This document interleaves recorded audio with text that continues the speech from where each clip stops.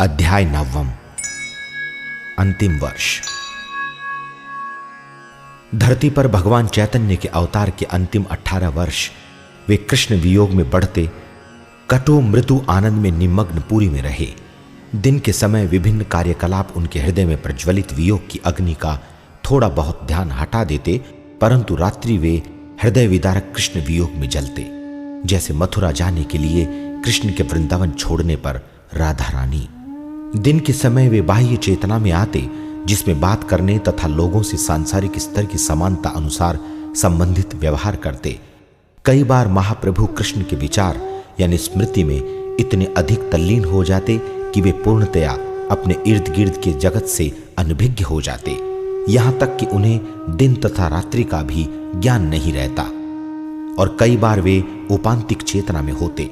स्वरूप दामोदर, रामानंद राय तथा गोविंद उनके नित्य पार्षद थे। रात्रि को वे रामानंद राय तथा स्वरूप दामोदर की गर्दन को पकड़ लेते तथा राधा रानी के भाव में दुखी होते।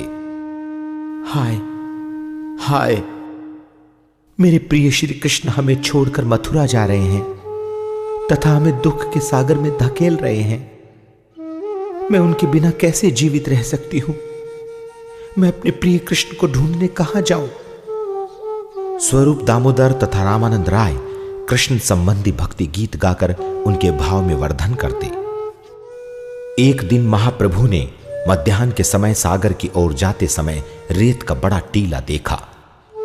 भ्रम से उसे गोवर्धन पर्वत समझकर दिव्य उन्माद में गोपियों द्वारा गोवर्धन के यशोगान में गाए एक श्लोक को गाते हुए उसकी ओर दौड़े। सभी भक्तों में ये गोवर्धन पर्वत श्रेष्ठ है। हे सखियों, ये गिरि कृष्ण तथा बलराम और उनके बछड़ों, गायों तथा ग्वाल सखाओं को पीने हेतु पानी, नर्म घास, गुफाएं, फल, फूल तथा कंदमूल इत्यादि आवश्यक वस्तुएं प्रदान करता है। अतः गोवर्धन भगवान को सम्मान व्यक्त करता है तथा कृष्ण बलराम के चरण कमलों का स्पर्श पाकर आनंदित अनुभव करता है। उनका गला रुंध गया, कपोलों से निरंतर अश्रु पलावित हो रहे थे।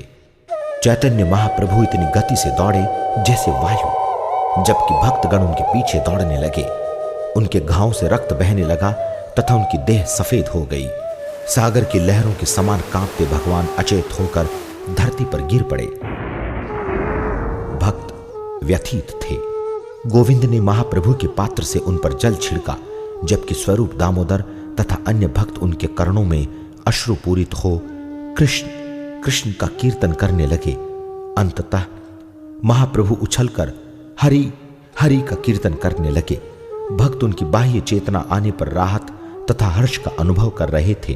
फिर भी मात्र अर्ध चेतना में चैतन्य महाप्रभु ने स्वरूप दामोदर से पूछा, तुम मुझे यहां वापिस क्यों लाए हो? मैं कृष्ण को राधा रानी तथा अन्य गोपियों के संग गोवर्धन पर्वत पर देख रहा था। तुम मुझे वहां से क्यों ले आए हो? और वे कृष्ण वियोग में फूट फूट कर रोने लगे।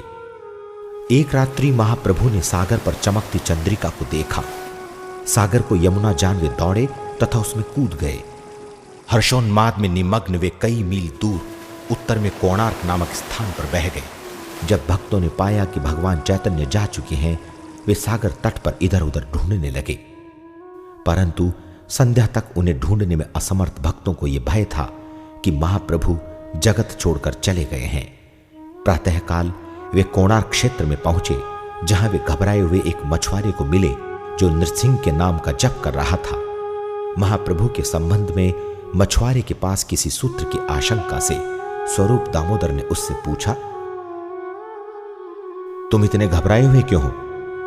मछुआरे ने उत्तर दिया, पूर्व मध्य रात्रि में मैंने एक अनूठा प्रेत पकड़ा। उसके अंग उसकी देह से विलग है।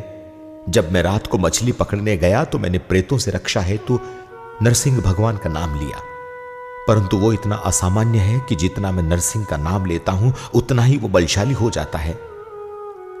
स्वरूप दामोदर ने पूरी स्थिति को समझते हुए कहा, चिंता मत करो, मैं जानता हूं प्रेतों को किस प्रकार भगाते हैं। उन्होंने तब कुछ मंत्रों का उच्चारण किया, अपना हाथ मछुआरे के सिर पर रखा 3 बार थपकी दी तथा कहा, अब प्रेत चले गए, डरो मत। इस प्रकार मछुआरे को शांत करते हुए स्वरूप दामोदर ने उससे कहा, जिस व्यक्ति को तुम प्रेत समझ रहे हो, वास्तव में वे पूर्ण पुरुषोत्तम भगवान श्री चैतन्य महाप्रभु हैं। अब तुम्हारा भय जा चुका है तथा मन शांत है, कृपया मुझे बताओ वो कहां है। मछुआरा भक्तों को वहां ले गया जहां उसने जाल फैलाया था, जिसमें उन्होंने अपने स्वामी को अचेत तथा रेत से ढका पाया। भगवान का शरीर अकड़ गया था, उनकी हड्डियां अस्त व्यस्त हो गई तथा उनकी त्वचा ढीली और लटकने लग गई। उनका गीला कोपिन भक्तों ने उतारकर साफ किया तथा शरीर को सुखाया। उन्हें एक बहिर्वास यानी चादर पर लिटाया तथा उनके कानों में लंबे समय तक हरे कृष्ण का उच्चारण करते रहे। अकस्मात भगवान गर्जना के साथ उठ गए। उनके अंग सामान्य अवस्था में आ गए। फिर भी घटना से अनभिज्ञ उन्होंने कहा, मैंने भगवान श्री कृष्ण को राधा तथा गोपियों के संग यमुना में क्रीड़ा करते देखा है। मेरा हृदय इस सुहावने दृश्य को देख हर्षोन्मत्त हो गया, परंतु अब आपने मुझे यहां बुला लिया। यमुना कहां है? राधा तथा गोपियां कहां है? विनम्रता से स्वरूप दामोदर उन्हें उनके निवास पर पुरी ले गए और विश्राम के लिए आग्रह किया। सभी भक्त चिंतित थे, क्योंकि गौरांग का मन कृष्ण के स्मरण में खो गया था तथा यह बताना असंभव था कि वे आगे क्या करेंगे। एक दिन महाप्रभु ने अद्वैताचार्य से गूढ़ संदेश प्राप्त किया। उन्मत्त यानी पागल व्यक्ति को सूचना दे दो कि प्रत्येक उसकी भांति उन्मत्त हो गया है। हाट में अब चावलों की मांग नहीं रही, मात्र चैतन्य महाप्रभु तथा स्वरूप दामोदर इसके तात्पर्य को समझ सकते थे।